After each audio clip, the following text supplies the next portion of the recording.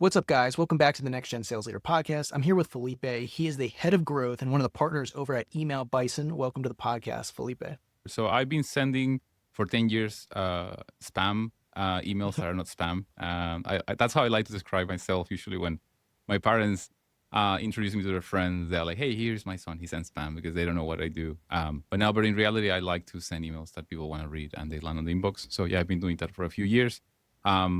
I'm an ex-Instantly team member, and right now I'm part of Email Bison. We are scaling a product that is only focused for agencies and anyone obsessed with email deliverability. So that could be go-to-market teams as well. So yeah, we're growing pretty quickly. Last month we grew at 20%. So, And for anyone who's not deep in our world, what does Instantly do? What does Email Bison do? What is that whole world? yeah, so they are basically platforms that facilitate email sending, outbound sending specifically, because every 2 to 3 years, the way you send emails change. Actually, every year you have like a micro change, and then every 3 years you have like a major change, right? So over the past 10 years, every single year I hear the phrase "call email is dead, outbound is dead, X channel is dead," because all the channels die apparently when people give up on them. But just the behaviors, the patterns, the way we as humans interact with products change all the time. So today, when you are doing marketing, you're not competing with other people sending cold emails. You're actually competing with Netflix and Instagram and Snapchat, as crazy as that sounds.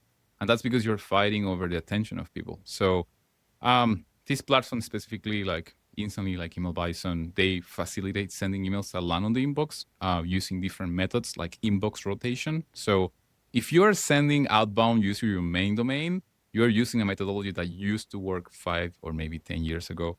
And the way we do it now is by allowing you to rotate the domains and the inboxes that you use and sending emails in a human-like way. So anytime you send emails that don't look like how a human sends email. Like a human, let's say you and I, could never send 500 emails manually, unless you do Control C, Control V for Windows users and so on, copy and paste it. And even then, probably your thumbs will hurt after a week doing that. So they basically facilitate sending emails at scale while landing on the inbox using different techniques and methodologies, right? So yeah, that's in a nutshell what we do. Yeah, and also just to fill the audience in, because a lot of our discussions are going to go deep in this direction here, because obviously Email Bison is the platform that focuses on email deliverability and landing in inbox, getting inboxed is the catchphrase. But before we go there, just to set the stage of the pieces of the puzzle for everyone, we're deep in the cold email world. Obviously, we're talking about B2B outbound here. But even potentially all bound is the new word that everyone can use, which is a fancy way of saying there is both inbound and outbound kind of cross hybrid ways of going to market, from content that might be retargeted with paid ads, which might somehow trigger an email. So it goes into that world. But specifically, cold email sequencers is the term we use in our industry, is a set of platforms to facilitate the sending of cold email. And within that world, there correct. is a bunch of little sub players. And so obviously Instantly was one of the big newer versions of that. And now Email Bison is kind of the really big up and coming project that you guys have been working on, that really all the big people that are in the space know about and they're very excited about. And frankly, everyone is transitioning to. And I'm saying that as an Instantly expert. I don't know if I will be an Instantly expert after this podcast, but that is okay. I don't get any leads anyways from that page. Oh, that's don't hate me instantly. Please don't take me down.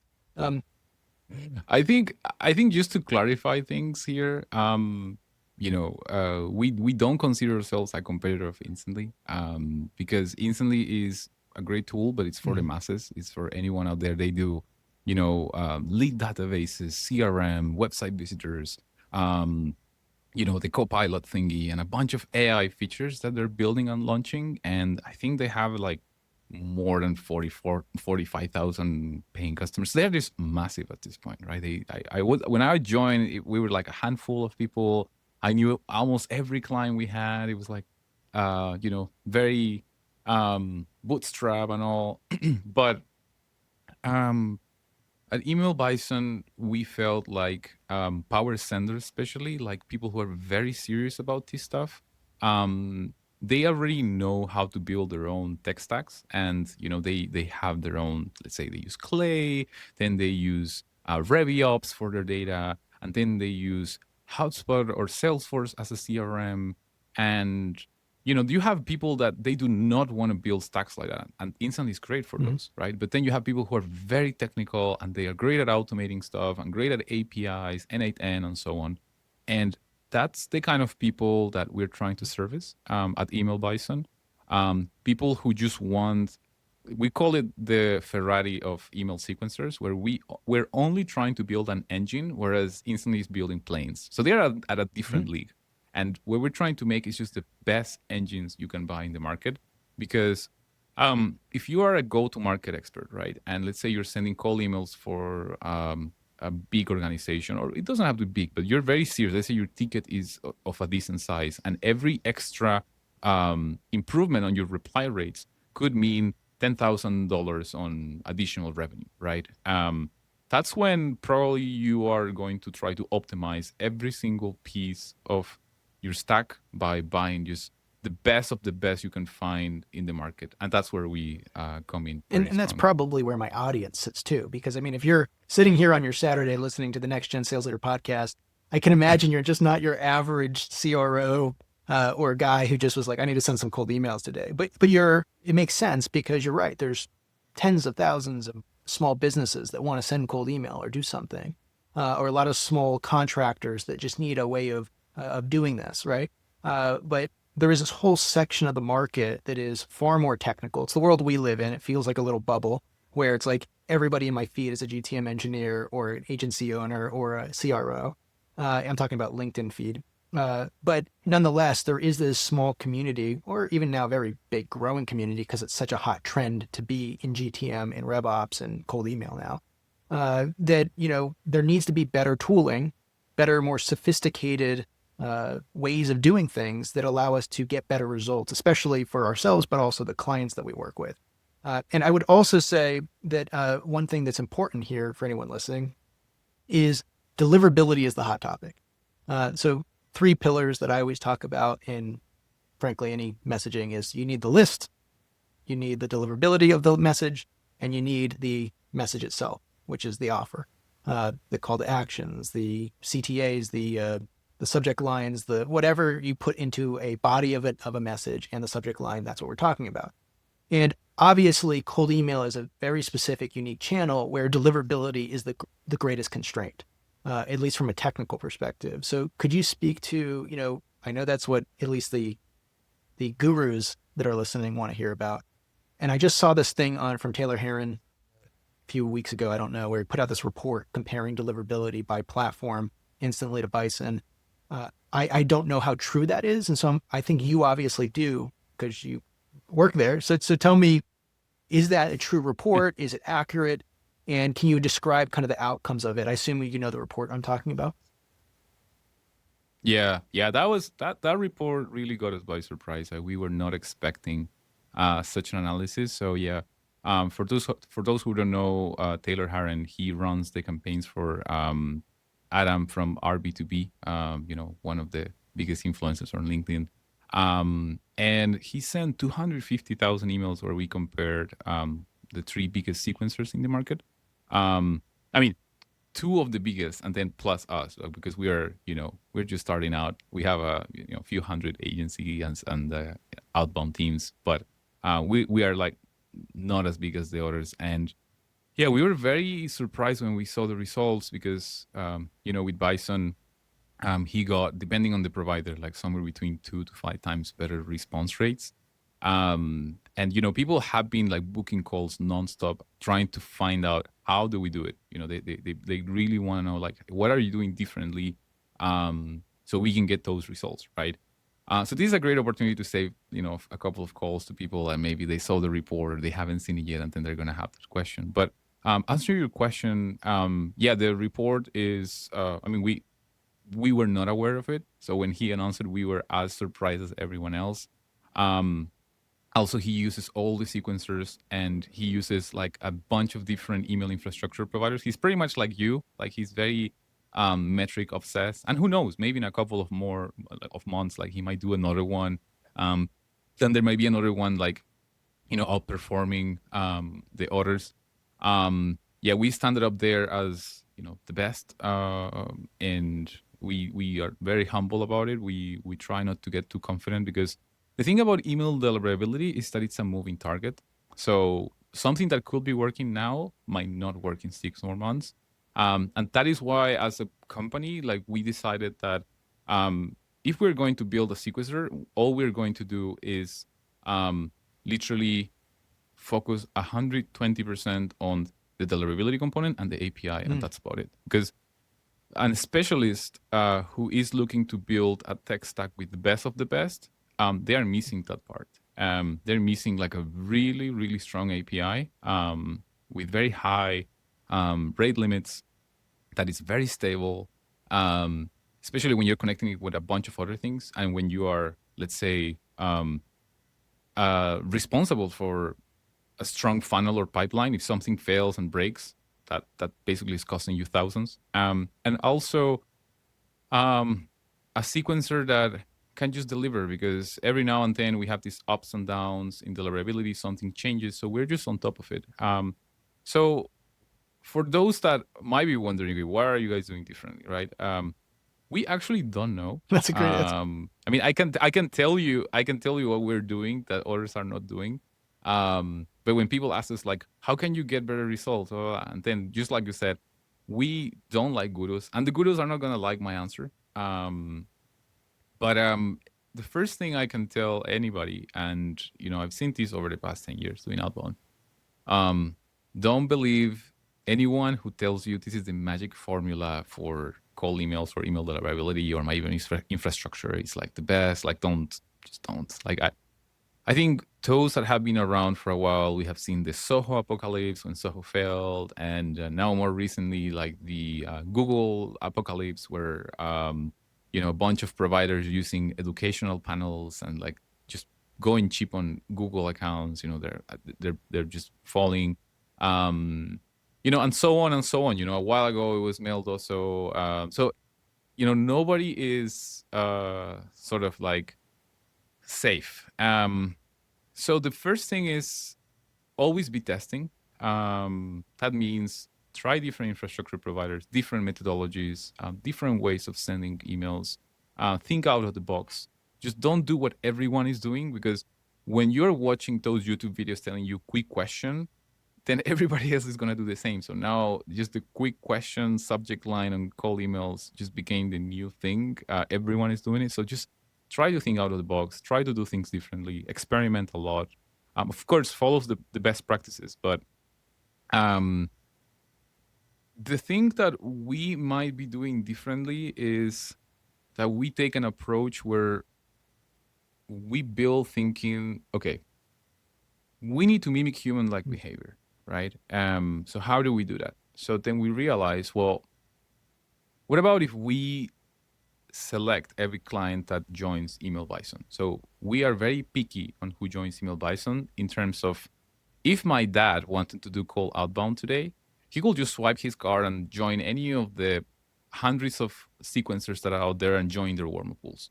And he'll probably send terrible cold emails, and you and me will be warming up his email accounts with our accounts that maybe are sending very good emails, but then because they are all in the same warm-up pool, they're engaging with one another, right?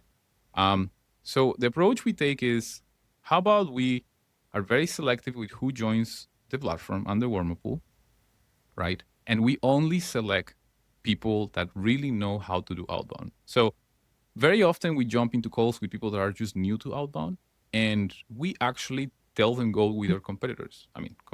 But we tell them, hey, go with Instantly, go with Plus Buy. Plus Buy is another platform that is coming up very strong.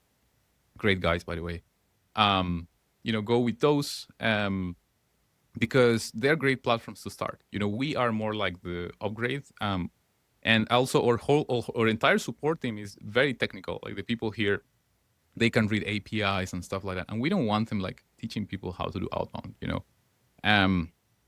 And also our product, like if you want to see the difference, is when you are actually on that stage where you already know how to do outbound, what works, what doesn't, and then that's when like our platform can give you like 2 to 3x difference. So once again, because we have people in the warmer pool that they really know what they're doing and they're working with companies that are pretty serious about this stuff. They will buy good email infrastructure. They will verify their list. They will send good copies. In fact, in our platform, we do not allow anyone who wants to send cold email campaigns related to gambling, crypto, pornography, anything that is illegal and also that can do harm to others. And that we do out of just trying to be good guys in this space, because we feel like everyone is kind of like greedy, taking advantage of others, and we like to sleep well at night. So when you're taking advantage of someone who is addicted to gambling, it's not a good thing to do. So we just don't want to have to do with anything related to that. So that's one aspect of it. And then the other is every customer that we onboard, and this is a bummer for a lot of people, we build a server for each one of them, and then we also assign IPs for every single customer that are completely isolated from every customer, and the server is built under every customer's domain. So for example, if your domain is reviops.com, we'll be setting up the infrastructure on sending.reviops.com, but it's never under email bison.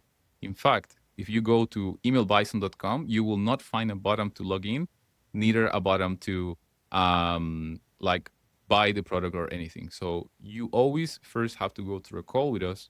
We evaluate you as a customer if you qualify, and obviously you evaluate us as well. It's a mutual thing.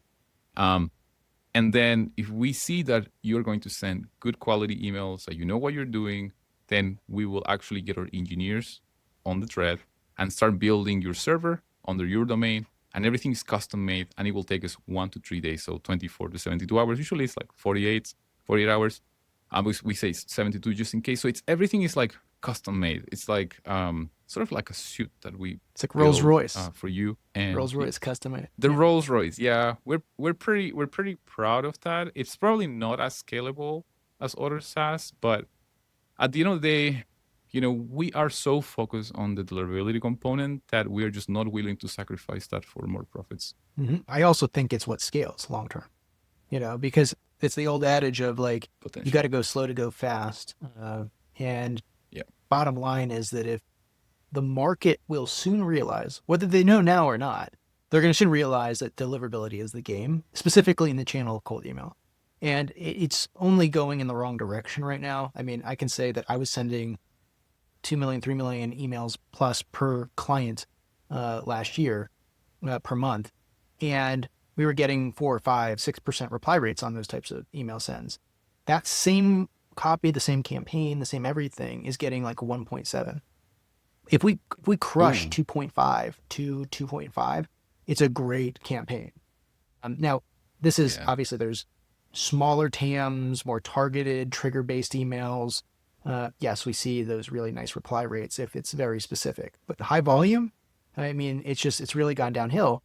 And so like the only way to make this survive is to find a platform like yours that very specifically overcomes the challenge of deliverability, because I don't think it's my messaging changing. I don't think it's, it's a us problem. We're doing the same things we've always done. It has to be a deliverability problem. Which I want to backtrack though real quick, because I think there's a couple things. One is at any point when you guys want to do this, I will throw this out, is that the whole point of ReviOps is to centralize any amount of data from any source. HeyReach, Trigify, RB2B, Bison, right? Email Bison, instantly. And so right now, it's hilarious, is that as we speak, I don't know if you know this, as we speak, we have multiple agencies that are coming to us saying, what do you think about Email Bison? And I tell them everything I always say, which is a lot of agencies are transitioning to. And I literally this week alone, probably because you're, doing a good job, I heard like, yeah, we're moving to Email Bison. And, but the problem is, and what's occurring is that all of their data is trapped in the old sequencer.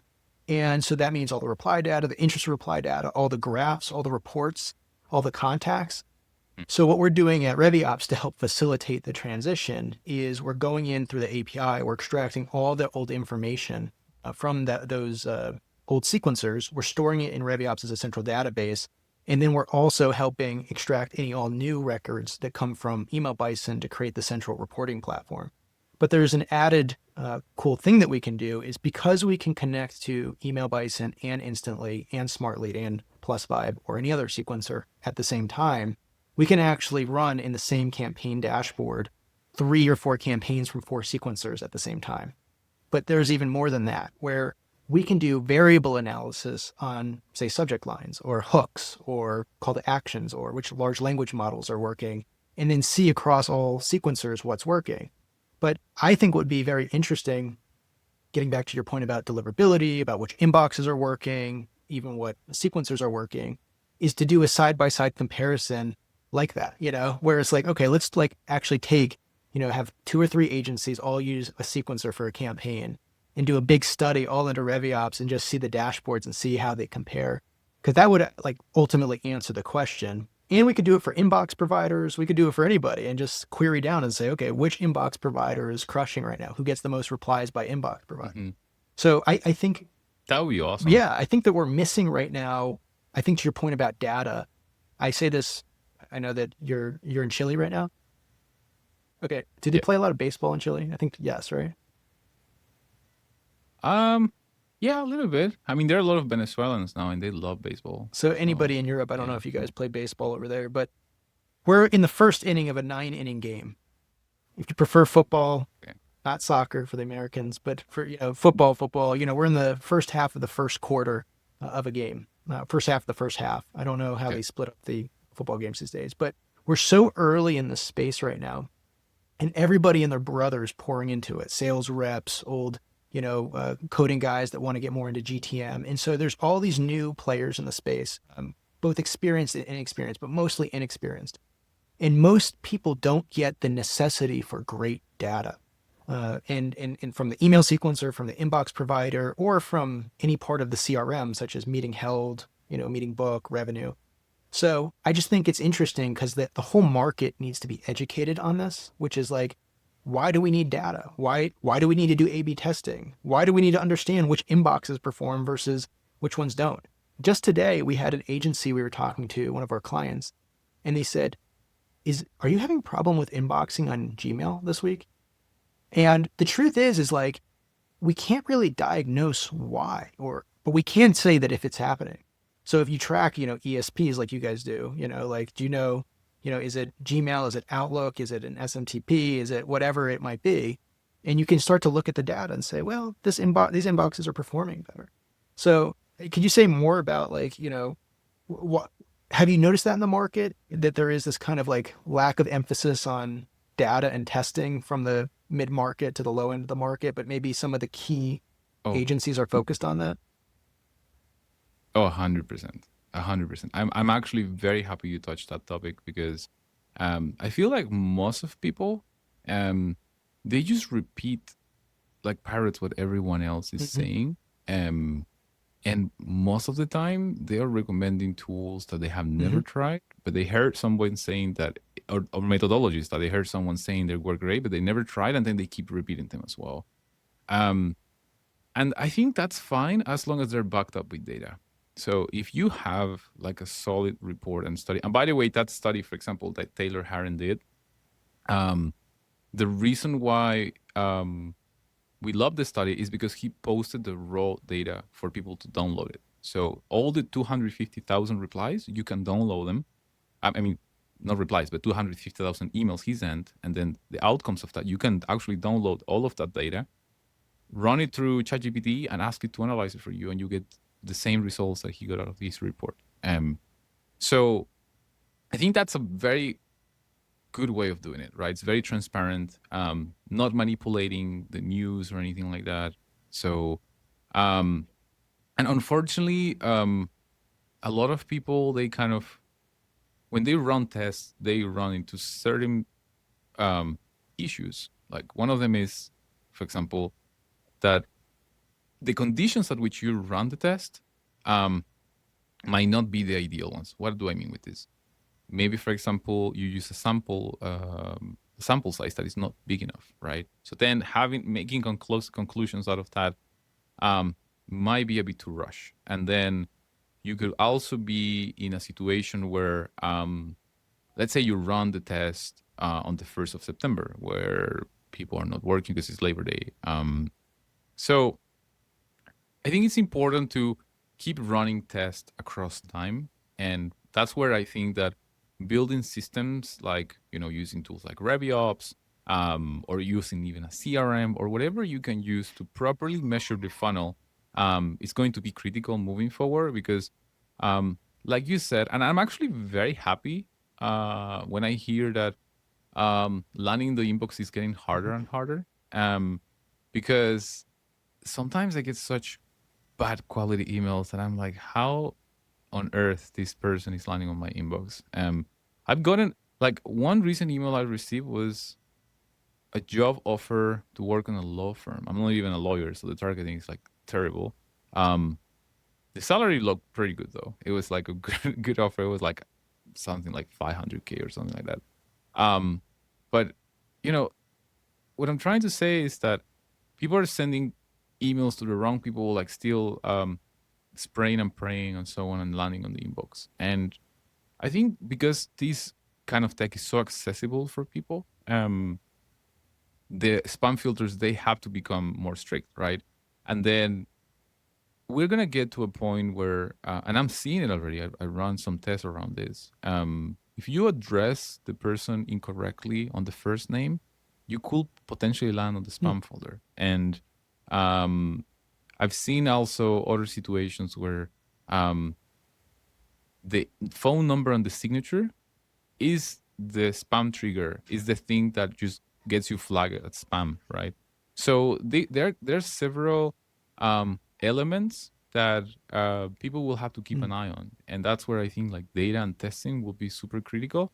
Um, but yeah, unfortunately, or actually, thankfully, um, what's going to happen, I think, is that we will have, like, again, another reset on the market where a bunch of people are going to give up on cold email because it's just not gonna work for the masses. And then the top 10% go to market experts, outbound experts, RevOps experts who are really, really obsessed with data, with having great systems. They're going to thrive because they will experiment until something Mhm. sticks and works. And they will probably not share the systems so publicly, so the masses don't have access to them. Or maybe they will become too complex for the masses, and people they just want like a one-click type of thing. And I don't think it's going to be too complicated, but for the average user, it might be. Mm. So yeah, that's my take Yeah, on it. I want to go deeper on the analytics in a second, but I was just thinking, like, as you were speaking about like being mad about this guy inboxing with a shitty email, there's so many funny memes that I got to do because I'm very like technical on LinkedIn. I have all these different like kind of deep takes with a lot of diagrams and stuff.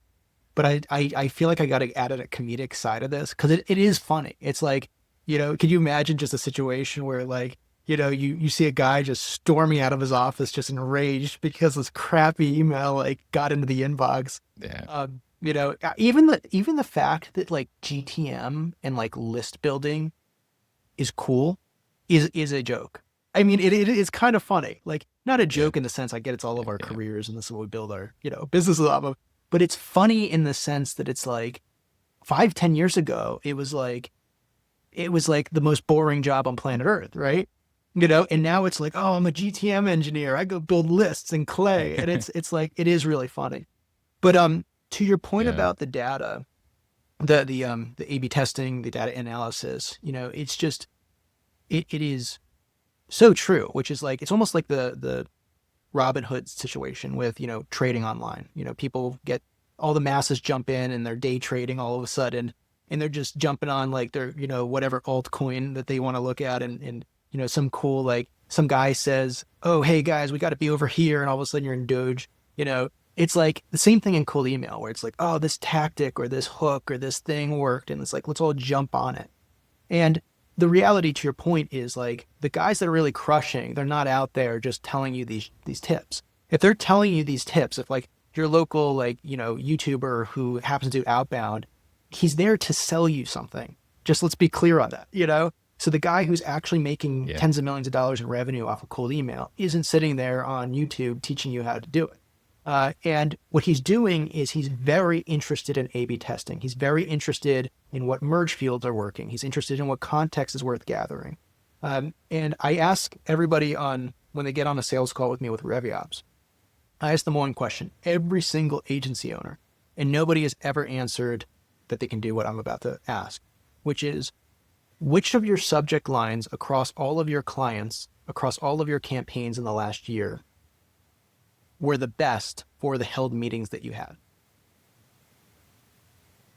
That's a very good question. I actually don't even have the metric to that one. So that is, I think the depth that will make a difference between like a top performer, rev ops, or go to market expert. Even So deeper than that's a that, great one. let's go through the funnel real quick. So you have cold email sends, cold email replies, interested replies.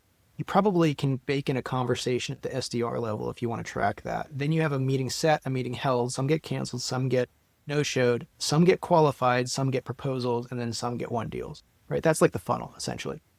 If I ask somebody, hey, of your qualified deals or of the proposals send, which of your subject lines led to that?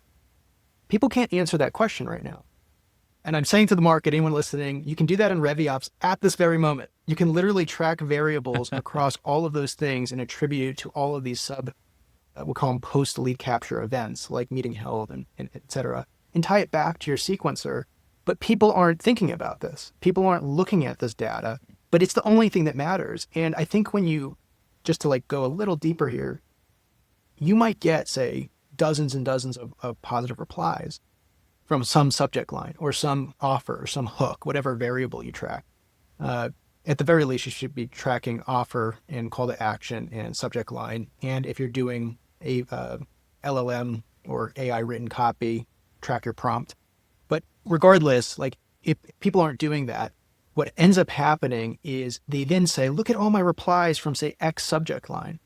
And the reality is it might be clickbait. So they might get a lot of like interested replies, but then if you really looked at kind of the less viral kind of hook on the subject line, they might get less of those, say, giving campaign, but the one that actually ends up setting more of the qualified meetings is the lower volume hook.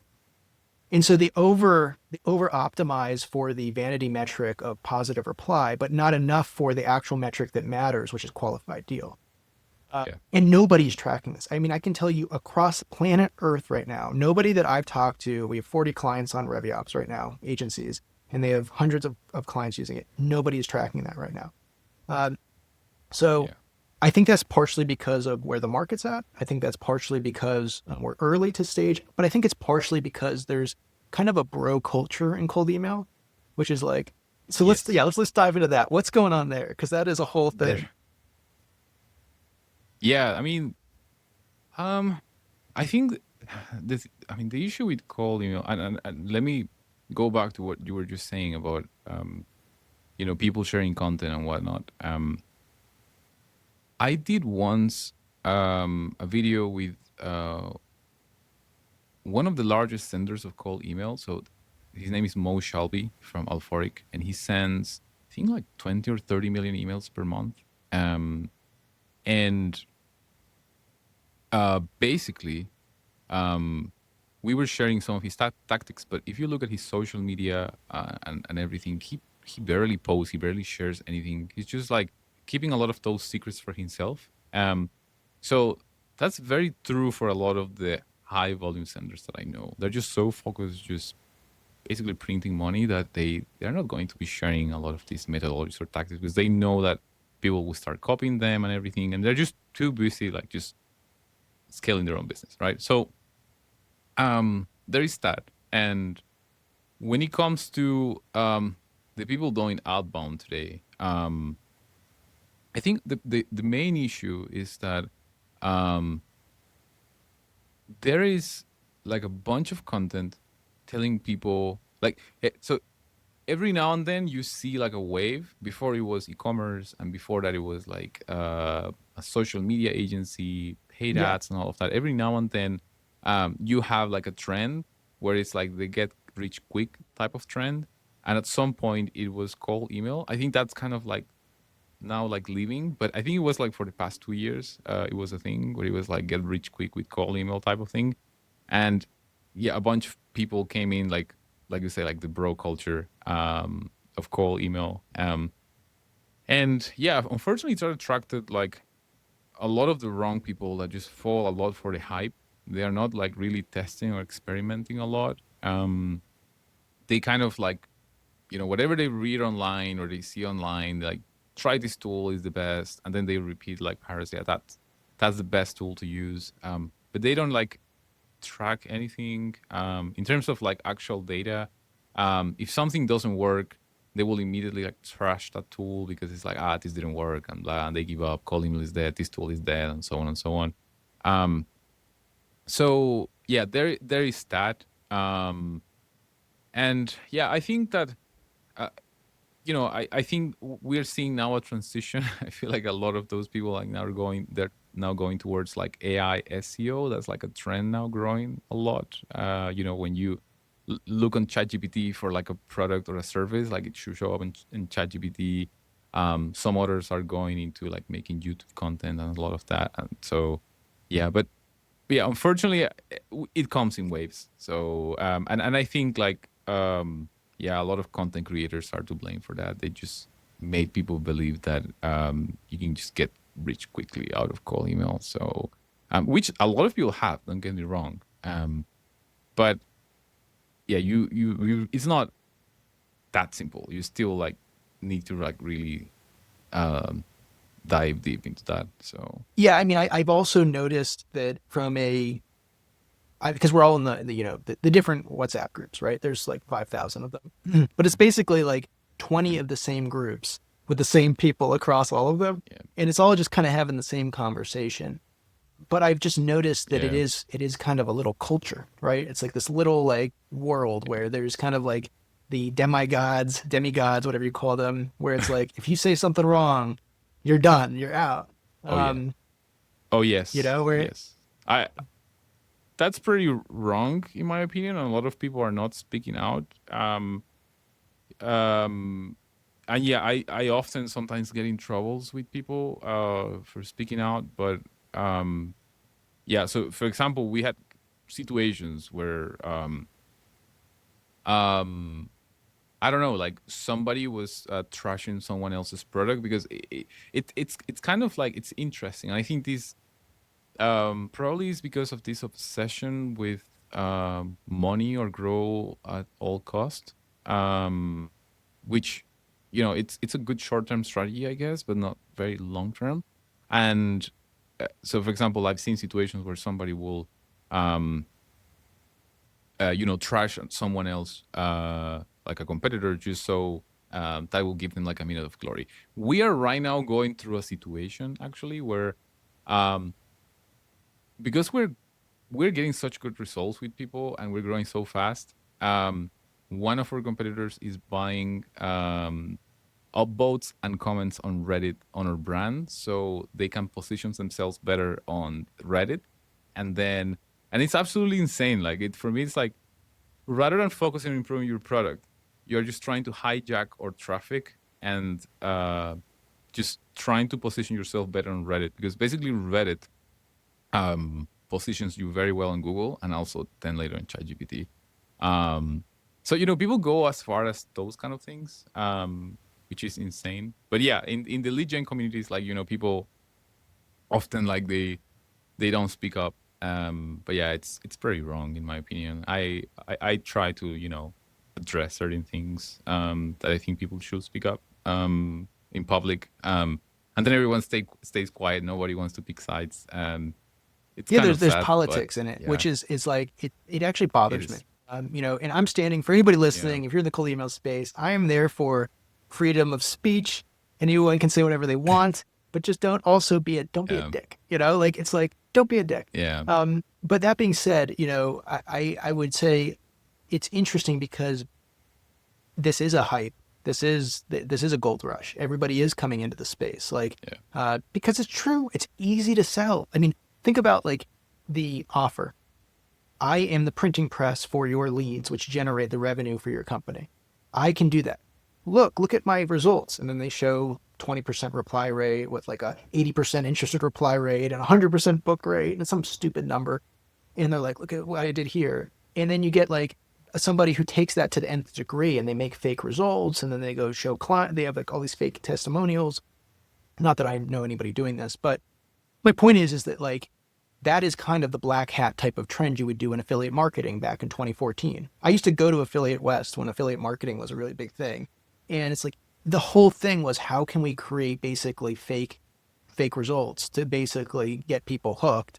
And then they would do like kind of fake things with like some celebrity and put it on a fake landing page. And so there is a whole like dark world out there from a marketing perspective called Black Hat, whether it's SEO, whether it's affiliate, whether it's cold email, where if you want to, you can just basically, it's a cheat code, it's a bug in the system for manipulating human behavior through these large communication channels, just like in social media. But the problem is that like right now, a bunch of kids just out of college are coming into the space. They see an easy button with a tool like Instantly where they can just load up like 500 domains and inboxes and go just spam the world with whatever crappy offer they have. The problem is that then that Google is now like, well, we got to take care of this. And then the people that are actually trying to run businesses have to now deal with that. And but to your point, there's this very weird immune response happening in the space. And I generally like, I do believe it's a magnet, it's an attractor for these get rich quick scheme kind of guys. And I just like, there are people like you and me, and other people like, Ken Volk, who I like, and, Oh, that guy's I great. could list another bunch of I, guys, but there's a whole group of them that like, no offense to anybody listening if you're in that group, but it's just like, guys, you're hurting the industry. You're not allowing us to do yeah. stuff. Like the fact that Taylor Heron did such a good report, actually is interested in the data, and actually did that analysis. I would like to have Taylor on the podcast. Taylor, if you're listening. But Oh, you but my should. point is, you get it. It's like we need more people that are interested in growing the space without spamming the space. So, anyways, I'll get off my high horse, but that's my take. No, but I mean, look, it makes sense because and I think it happens in several industries. It happened with paid ads and social media. Like you had a trend before cold email. There was this trend with like um, social media agencies, and then paid ads agencies, and then e-commerce, and so on and so on. So it's just a trend at the end of the day. But yeah, like overselling it, it's hurting the industry a lot. And but at the same time, it's benefiting people like you, and anybody who takes this serious. And what I mean with this is, um, they will often sell their services for very cheap, and sometimes not. But they will, you know, onboard clients and under over promise and under deliver. And that will cause is they will burn clients, and then people are like, oh yeah, cold email doesn't work. And then at some point, you will probably manage to convince one of them. They will be very skeptical, of course, extremely skeptical, because they're like, yeah, I already tried, it didn't work. But then you actually manage to deliver, and the guy will be like, oh wow, like I'm gonna stick with a Ben because he's capable of doing what the other guy didn't do. And then you can do several things: increase your rates, or maybe close the guy for a yearly contract and just have him long term. So I like to see the glass half full. I think for those who have been burned, they usually, and especially if they have money, they turn into pretty good Mm. clients. Yeah, I will say that usually on every sales call I come that I come on for my agency, Next Gen Sales Systems, not my obviously my software product ReviOps. There's usually like a comment of, you're the fourth agency we are coming to after Yeah. being cheated or screwed over by some of them, Yep. and the people are frustrated, and it creates a challenge for me. But that being said, I then explain to them my whole sales process is very simple. Like I don't even have a pitch deck, and I have a whole book. I have a 70-page book called the $1 Million Pitch Method, which is selling software. But for cold email, it's a very simple pitch.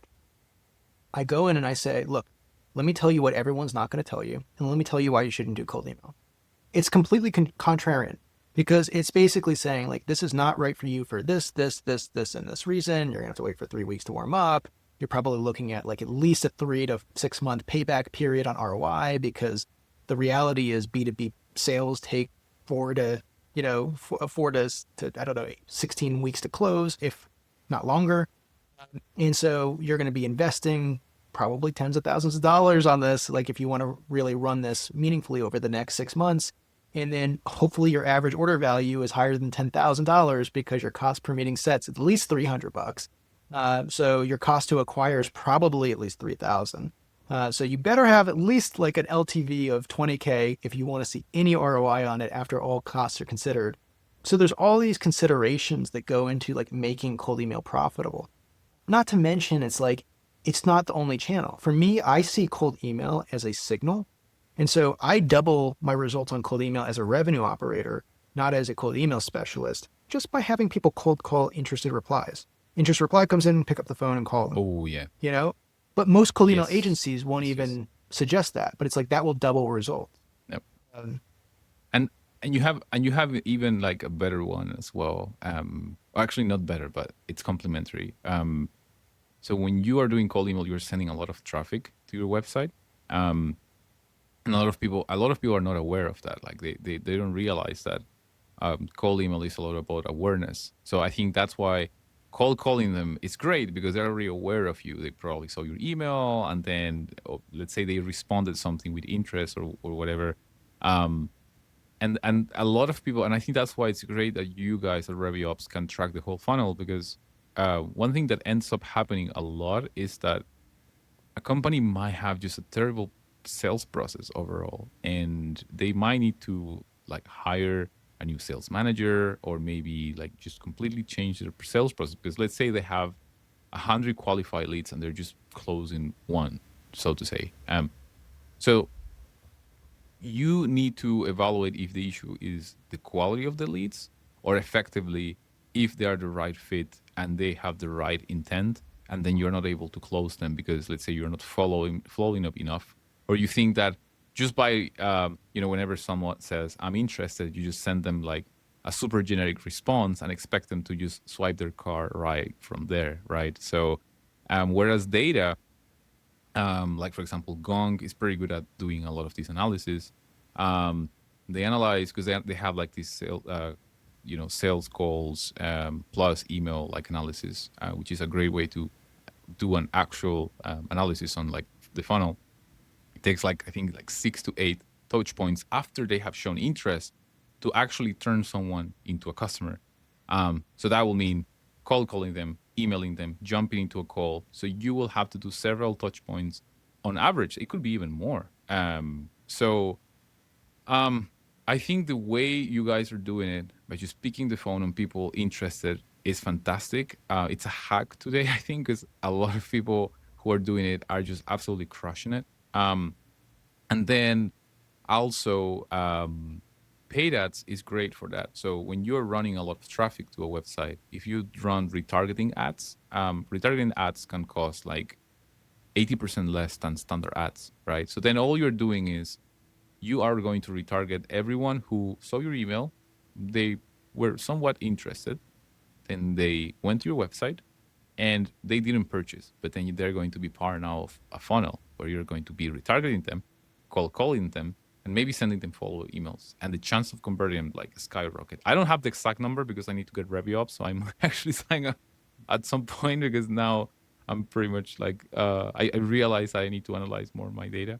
But I met a lot of people that this combination is working fantastic. Plus WhatsApp, when you are messaging someone who is like you feel like they're at the end of the funnel and they're super interested and they're about to close, adding them on WhatsApp, it's like that layer of personalization that it just accelerates the closing. But you need to be careful with it, because obviously WhatsApp blocks you a lot on outbound. So you only want to do it when you know that it's the right people ready to buy, and then it's like the last touch so you point. want to hear, this is a crazy stat.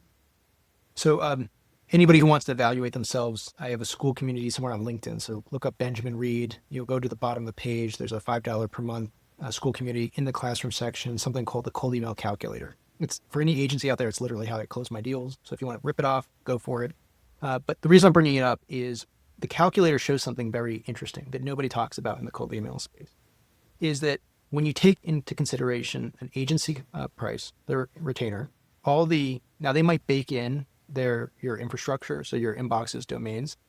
They may bake into the agency fee your software costs, so your Clay, your Email Bison, your ReviOps, your whatever other software they're using, or they might separate it out.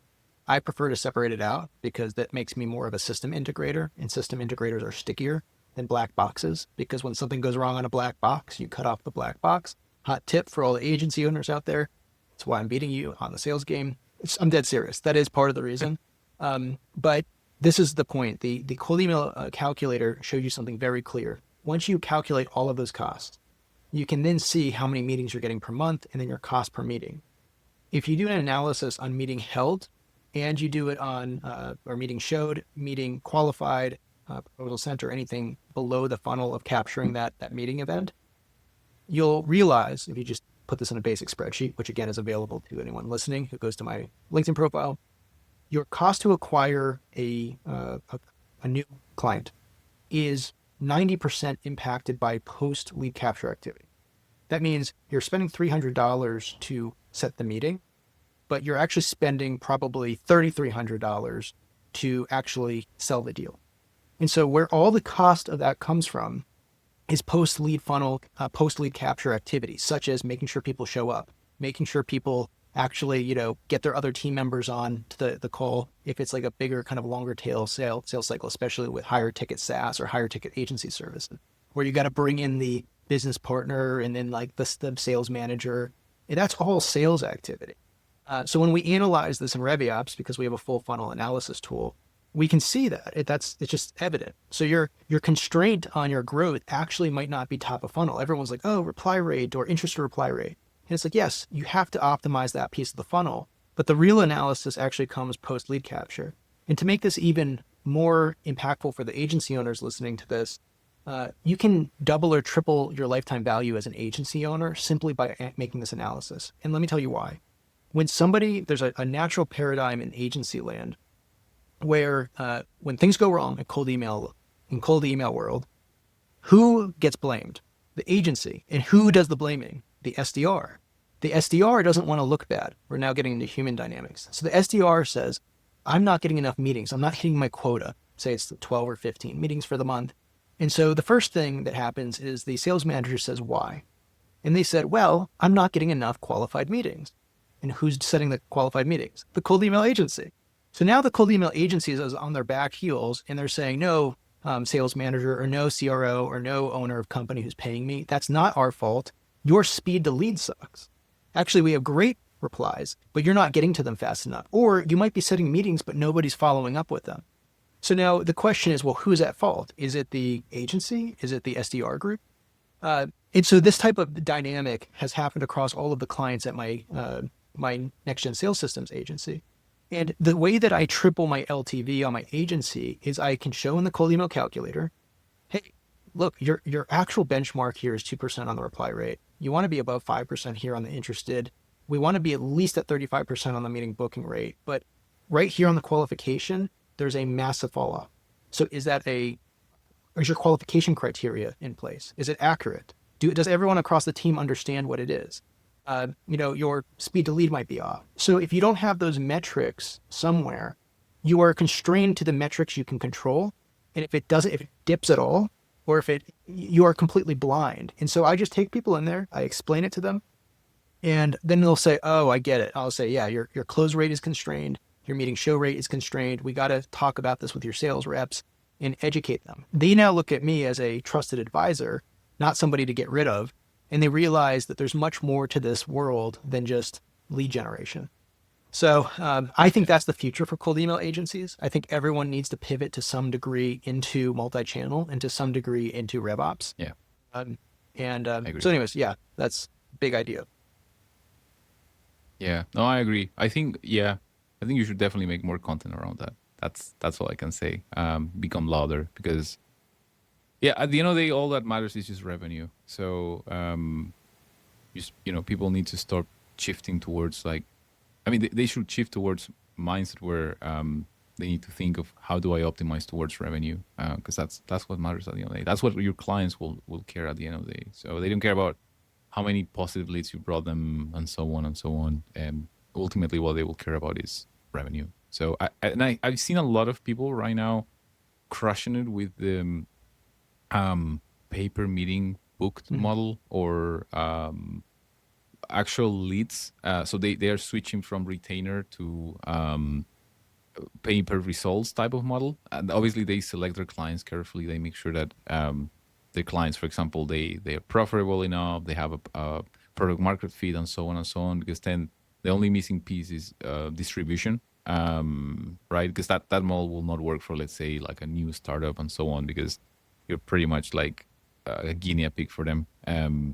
But if they already have a system and all of that, and they just need distribution, it just works fantastic. So The thing is like when just to dive a little deeper into like the post lead capture funnel.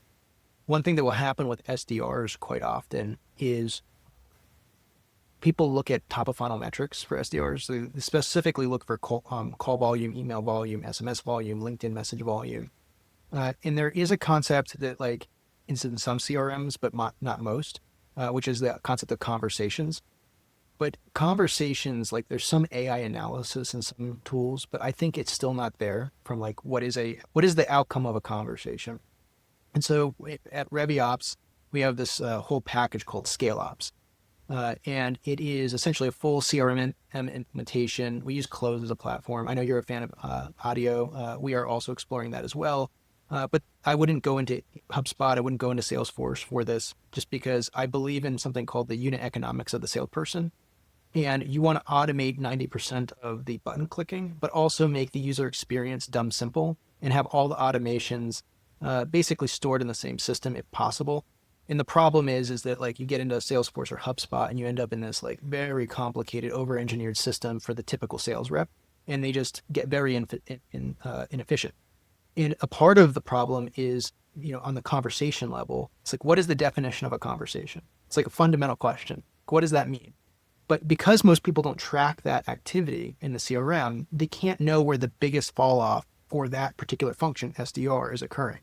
And so my definition of a conversation is for a written thread. We'll call it WhatsApp, we'll call it LinkedIn, we'll call it email. It's the outcome of that thread. That is a conversation in my definition. For a call, it's any answered call. Any answered call is a conversation in the cold calling world. There's different definitions. So in my CRM process, I require all the SDRs to know what a conversation is. And every time an outcome occurs, they have to literally choose an outcome. It's called SDR conversation. What was the outcome of this thread? Now that sounds onerous. It's the one thing I ask them to do manually because I just don't think right now AI is able to analyze that sufficiently, but it gives me such amazing data. And so what I can look at in my dashboards is I can see, okay, for the SDR conversation activity object, there might be 20 different possible outcomes from like competitor, gatekeeper blocked, meeting set, et cetera, et cetera. But it's a whole world to analyze because if you analyze that and you see, okay, 75% of my conversation outcomes is gatekeeper. Well, then I have bad direct dial lines, right? And it's an easy thing to make a choice on because you might say, well, you made 400 dials today on your power dialer. Why aren't you setting meetings? And nobody has a good answer for that. It's literally a gap, and it's because they're not tracking the conversation. So it's just one example of yeah, how like it's like the Alex Hormozy quote of the number one role of a CEO is to identify the biggest constraint in the business and allocate resources to solve for it. But the first thing you have to do is identify the constraint. And so if you don't have the data on the constraint, you don't even know it exists. And so you can't do anything about it. So that's where I'm just such a huge proponent of funnel analysis, which is a very obvious thing to say in the e-com D2C world. And it's completely not considered in the B2B funnel analysis world. Um, so it's a big, big idea and I'm pushing it and I love want it. more people to believe in this. I wish I had a megaphone so I could yell louder. I think you just have to follow her mostly. Like, um, it's just you just have to pump so much content that it's just unreasonable that it just doesn't stick. It doesn't.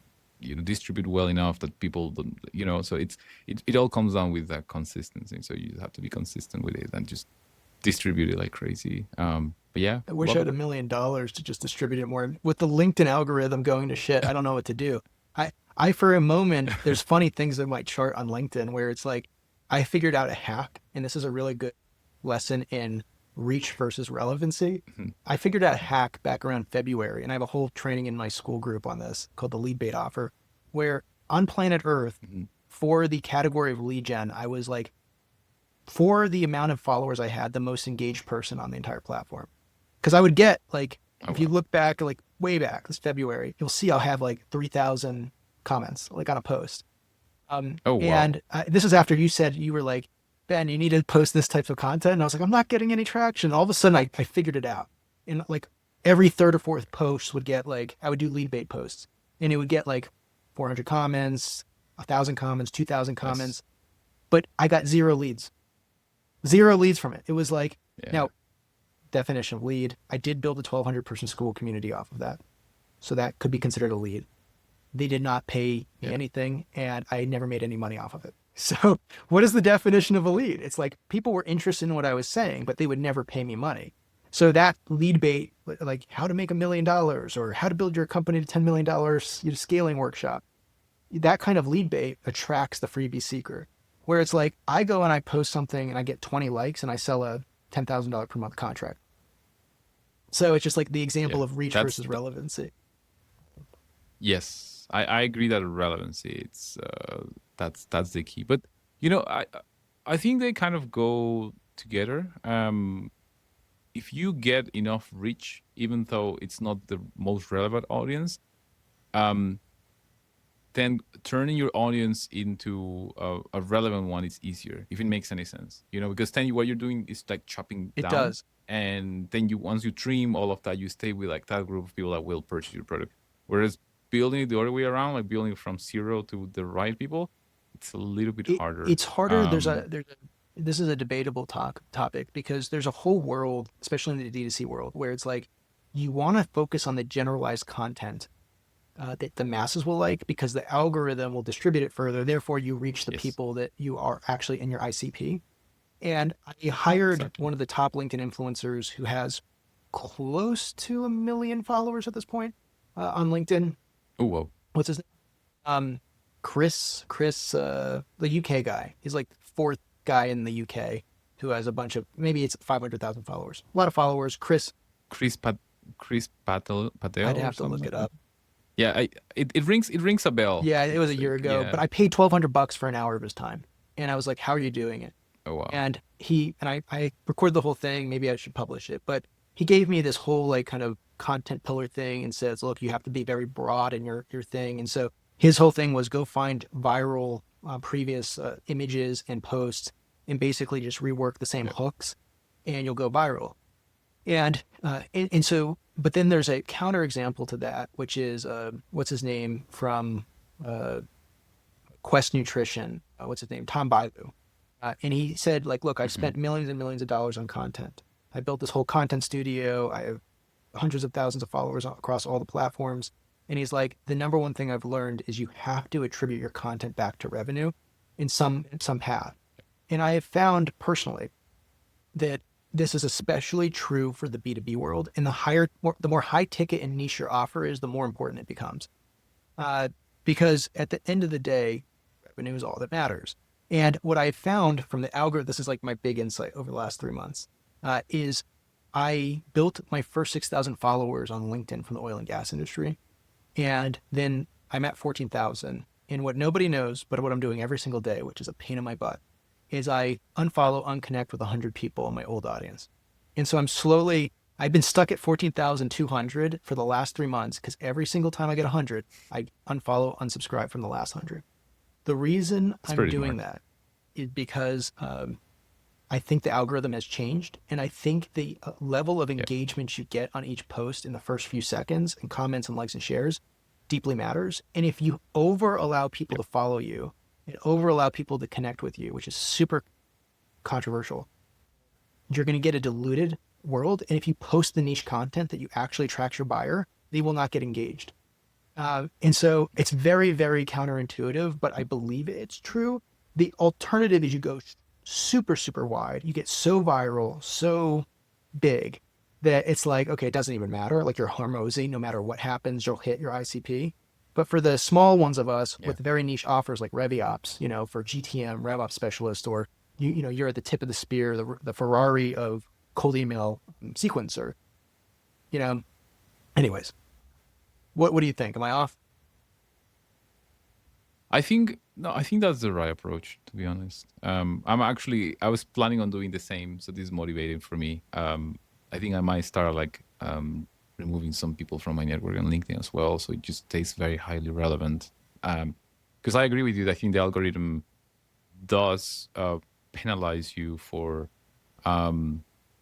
just having random people liking your post, and I think that's like a consequence of people trying to hack their algorithm with like engagement pods and such things. So at the end of the day, it's going to analyze who is reading your content and staying the longest on it, and then based on that, it's going to make some Mm. decisions. So if, for example, you ask your friends to use comment like, but they actually don't stay and read, I think LinkedIn is gonna know. So yeah, I think that's why like relevance is very important. And then as you engage with it, what about the network of your networks? Like, are they engaging with it as well? So I think they're evaluating all of this, and you have to consider that. Forgot the exact amount, but I was talking with someone the other day that the people on LinkedIn that work on their compliance. I forgot the name for it, but it's like basically the people that make sure that you are not like automating LinkedIn and you're not like, and they are improving their algorithm and everything. It's a large team because for them, their business is data. I think they make 2 billion a year in revenue. So it's not for them. It's not a game. They care a lot about like the quality of the data inside the platform. So yeah, that's why like they're constantly improving their algo. So yeah, I think I that's the never right thought approach. about the engagement pods being bad because they don't stay long, but that makes perfect sense. Because it is like if we're engaging based upon watch time, and then you get further impression distribution and obviously likes. I've just noticed recently I've put two long form pieces of content that is YouTube videos, tutorials uh, on RevOps, the software. And I found that they're the highest engaged posts I've had in a long time. Now, again, my algorithm just killed me. I don't know what happened. It was like from February all the way through the present. It's just been on a downward trend on engagement. And I changed I have a whole new strategy. So if you go back 2 months ago, you're going to see a complete 180 in terms of my content strategy. Uh, and Yeah. what I found is like the longer form piece of content has gotten, I assume, a lot more watch time, and therefore it is distributing it further and it's getting results. One thing I'm also going to be trying here is the new ad format, which is thought leadership ads, which is taking. Oh yeah, those Have work you very. tried them? They work very well. Yeah. I try them. They work very Because well. They're the cheapest form of paid ads on LinkedIn, and they work pretty well. Obviously, you need a strategy around it, of course, because you need to have like a funnel around it. But if you do it properly, they work yeah, pretty well. yeah. So I literally just launched retargeting ads for RevOps on Meta like yesterday. Nice. And it's all just website retargeting. And then we're going to be doing some thought leader retargeting ads along with just on the GTM side, just really targeted thought leadership ads there. Uh, because the distribution is really a problem on LinkedIn right now. Like what used to get like 20,000 impressions now gets like 2,000 impressions. So Yeah. we got to crack that code. And I think they just want to make more money, honestly. So I'm going to sprinkle some money in the Yeah. thought leadership ad world. Yeah. I think they have to eat. So yeah, definitely. So, I know we've been on for say an hour and 10 minutes. So I always like to ask before we start to wrap things up, you know, what do you think is like big thing everyone should be paying attention to in the next 6 months? Or even if you don't want to talk about business, like what is like one message you think you'd like to leave with our audience? Whether it's personal or whether it's, spiritual or business. I kind of leave this wide open. Like, what do you think that message would be? Um, I think it's and this can be used also like on a personal level too, but business wise as well. Um, I would say try to give more than you take. and I know it sounds cliche and everything, but you'll be surprised, business wise, the amount of people that come asking for favors, but they don't give much. You, for example, on a personal level, when you approach me, you immediately want to talk about like, hey, how can we promote each other's business and so on. So you're immediately talking, how can I help you?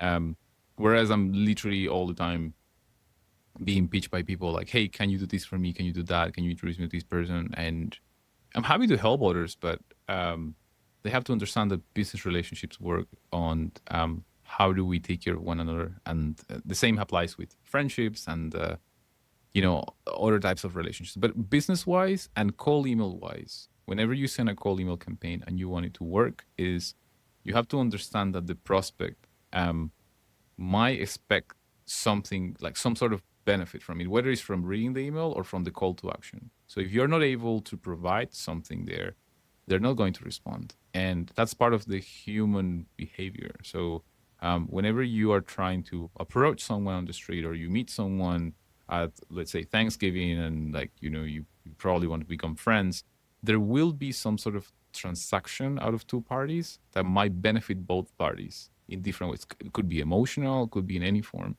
So whenever you're doing outbound, just remember you're talking to people, and the essence of any relationship is how do two people benefit from that relationship? Because the moment it is just benefiting just one person and just draining one of the persons, you're probably going to lose that relationship. 100%. Yeah, I somebody said something really interesting to me. He was a very well-off founder who sold their company for $20 million plus dollars. Was at their little micro conference. It was in Idaho, of all places. And he said something that really caught my eye. He's like, people come into your life because they want something from you. And I was just like, Yeah. oh, that really lands. It's like, no, there's nothing for free, right? It's people aren't just like, unless you are the Buddha, people are not just coming in just to like sprinkle love onto your life. Yeah, yeah. My rule is like, I actually do try to be that, like for the most part. Like, it's like there's people in my life or people that I encounter in the world where like I do believe in charity. I believe in this idea of supporting, but that's not most people. Most people are not there to just hook it Yeah, up, yeah. Most people aren't there to just like be like, dude, I got you. So like right now I'm doing like weekly school group calls. Even at this moment, I'm like with the school group that I have, Next Gen Sales Systems. It's like, we get 5, 10 people on, and I'm thinking, I'm like, these people will never, ever, ever, ever, ever buy from me. But then I'm like, you know what? I like it. I like helping them. I like supporting them. I'm like, who knows if it ever goes anywhere? 99.9% of the content that I've filmed on the school group coaching calls, if anyone wants to join the school group, I honestly am not getting like a crazy benefit out of it. And I'm assuming maybe in like 5 years from now, it's like Hermosi-esque where it's like, all of a sudden it hits and it's like everyone gives a shit. But I'll tell you right now, it is not an ROI positive event. But the thing that keeps me going, the thing that keeps me excited about it and showing up to the call every Thursday is like, you know what, that guy was me 5 years ago or 10 years ago. And let's help. Yeah. But I've become very, very wary. I've hired hundreds and hundreds of people at this point across all these businesses. And the thing I've realized is everyone's a good talker. Everyone puts on their best face, Yes. but you never really truly know someone until you've been hanging out with them for at least a year. Anybody. Mm-hmm. And it just comes down to Yep. judgment, discernment, but you got to be wary, man, because again, like, it's like when you're coming into a relationship, don't just be the taker. Don't just be the guy that shows up and it's like, oh, I got the job. Okay, let me sandbag. Because it's like where value's created is like where I like to call it the synergy. It's when two really smart, capable, competent people come into a room, but the most important thing is they really care, they really mean to do well, and they have high integrity. And if you have those really care, really mean to do well, and have high integrity, it's like those aren't it's not intelligent. That's not your pedigree. That's not like how good looking you are. It's not how well spoken you are. Those are the things that matter. And so that's my goal. Like it's like I did a post the other day of like where I want to like leave this planet Earth because we're all gonna leave. It's just to look in the mirror and Mm-hmm. say I played the game in a way that I feel honorable about. That's the goal, man. Yeah. That's the goal. And if you do that Yes. and you achieve, I great, you know. Yeah. I agree with you. It's all about honor. 100%. It's such an interesting idea though, because it's like so well regarded in the movies. Like it's like, oh, that guy's honor, you know. But in like nowadays, it's like nobody talks about honor. What the fuck's honor? No. No, it got I think it got diluted to people are just trying to live lives impressing people that don't really care about you. And everyone is stuck in this void of trying to buy things to impress others that don't care about you. And people worshiping money and all of that. So people kind of lost purpose, and especially Mm-hmm. men. I've noticed that there is not a lot of guidance on like how to be a man Mm-hmm. and stuff like that. So um, yeah, that's why like when as a man you realize the importance of like values and honor, like you kind of it all makes sense, to be honest. Like I felt like when I realized that I could finally like get married and have kids, and honestly like I feel like I don't want to say happy, but I feel in Mm-hmm. peace like when I go to sleep and everything. And I feel like that's where I find happiness, when the moment I reach like this inner peace. And it's because I look at my daughter and I look at my wife, and it feels like everything I do is just um out of just living this world with grace, in a way, not just like passing by, and I don't care what happens next. Like, no, I actually, I don't want to say I want to leave a legacy, because that's like thinking too big, but it's more like, yeah, just having values and just being strong with your values. And that, for me, at least business wise, has been fantastic. Like, every time I need an introduction or I talk with someone, people kind of remember that, and they're like, okay, this is the guy who is like proper. And I'm not pushing it. I'm not like trying to be that. It's just I really try to believe it and just make it part of me, right? Because people can tell. Like, when you're like faking it, like, people Mm-hmm. can tell. So Yeah, there's yeah, a Nick Saban quote, who's the prior head coach of the Alabama football team, NCAA, and this guy, like, there's so many great quotes from this guy, but his whole thing is about values and about standards and about principles.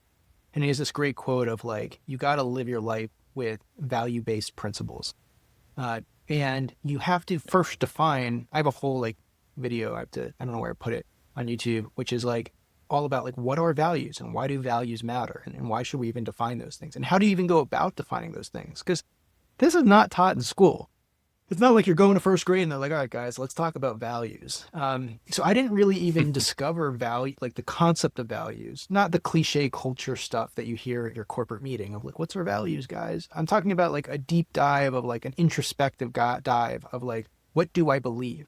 What do I stand for as a human being? And it's a good point you made around like, what does it mean to be a man? And I constantly think about like, you know, what man do I want to present as in this world?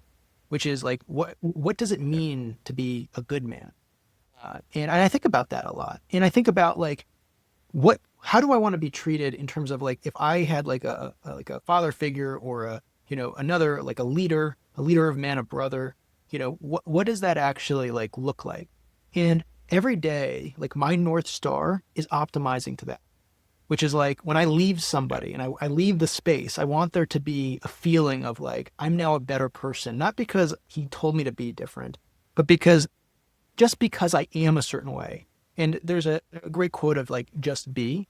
And it's like you said, like, people just know. My mom has the best quote this is the best quote of her life.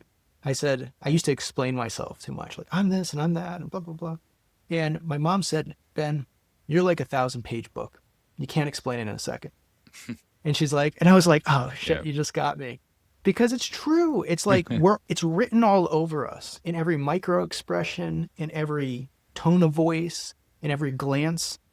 Um, and I used to think it was just purely values. If you talked to me a year ago, it was like values, values, values. Then it was principles, principles, principles.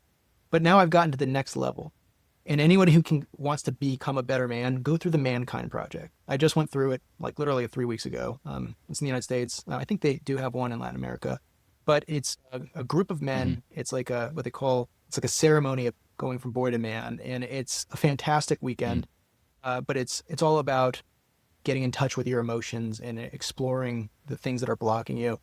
And what I Yeah. found from that is that like some people in the spiritual communities will call it your come from, but it's like what people ultimately get from you is like where are you coming from? And the come from is not intellectual. It's not even values. It's like emotionally. Are you coming from love? Are you coming from hate? Are you coming from jealousy? Are you coming from, manipulation? And humans are so perceptive. So like even if we're like trained for it, even the low IQ ones of us, the people that aren't like processing like Einstein, they get when you're fucking with it. At some level, Yeah. Yeah. Yeah. even if not immediately, some can be manipulated. A lot can be manipulated, but at some level, there's a gut feeling like this guy's fucking, Yep. you know. Um, Yep. so I feel Yep. like solve the come from. Anyways, that was like you hit on a very core subject to my heart, and I had to get that off. Love it. Well, it's good to wrap it up, with something deep. So It yeah. seems like that always happens on that last question. That's why I like that question. Well, where can people find you? What's funny about Email Bison is that you guys are such a good product that you don't have to market, and it's actually kind of hard to find you. Like when I Google Email Bison, when I tried to find you guys the first time, this is like 6 months ago. I'm like, did they have a website? And so that's when you know you have product led growth. It's like when you can't even find the person if you search for them and they're still growing. So how do people find you guys? What's the website? um.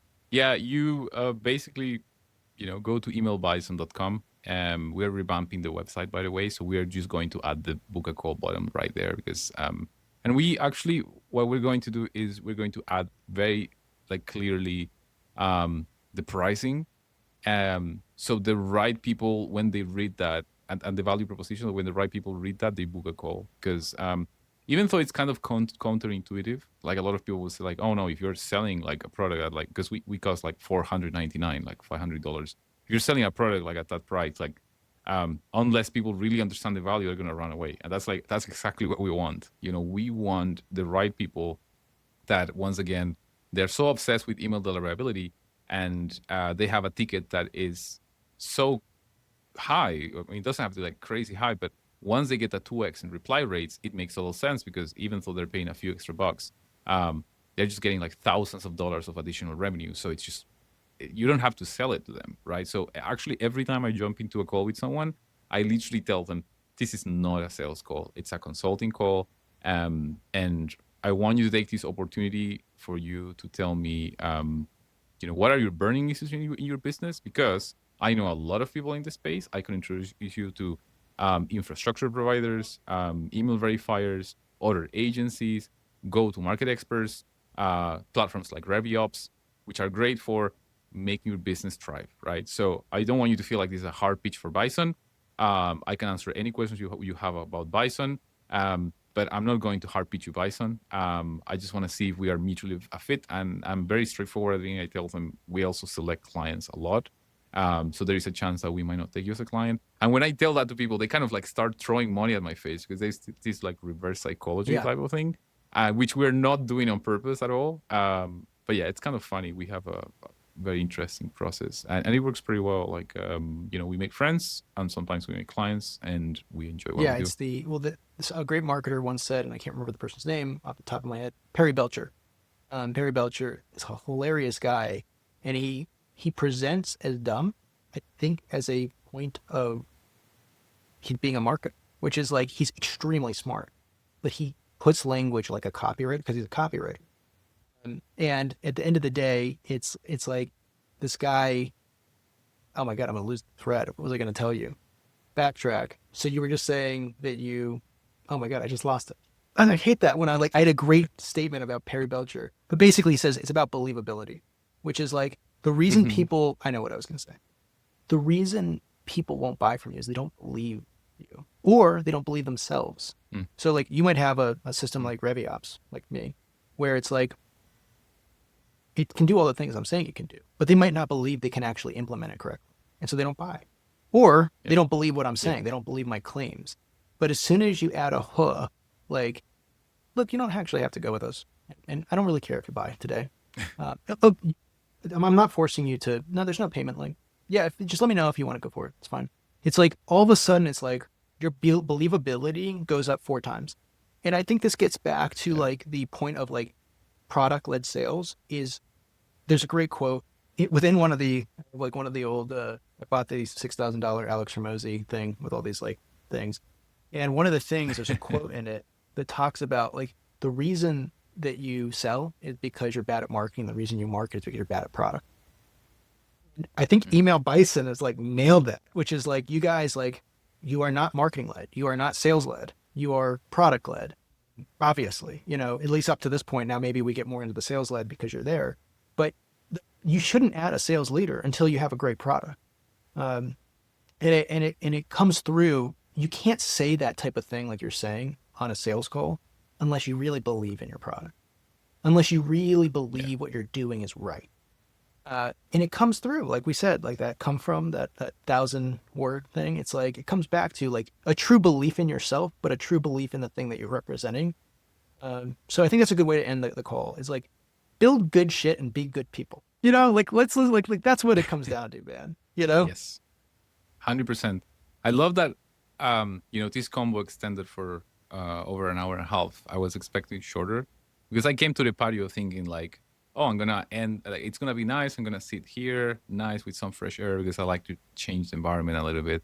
Um, and then it became all of a sudden it became dark, and I think it's just because the combo like went pretty deep and There you go. interesting. So yeah, I think that says everything. It's like a Friday evening. It's almost 7 p.m. here. So yeah, it's a good way to Yeah, end my and I think week. we're both So I passionate appreciate about the that, man. subject, so I think it makes it easier to talk about. Well, great to have you on. They can find you how on LinkedIn. It's Yeah, you can find me as Felipe Aranguiz, or just put on LinkedIn Felipe Email Bison, and probably will show up. I'm always writing content about everything email deliverability.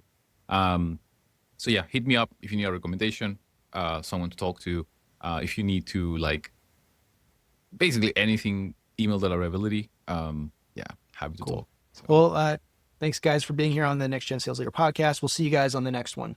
Signing out. thank you so much.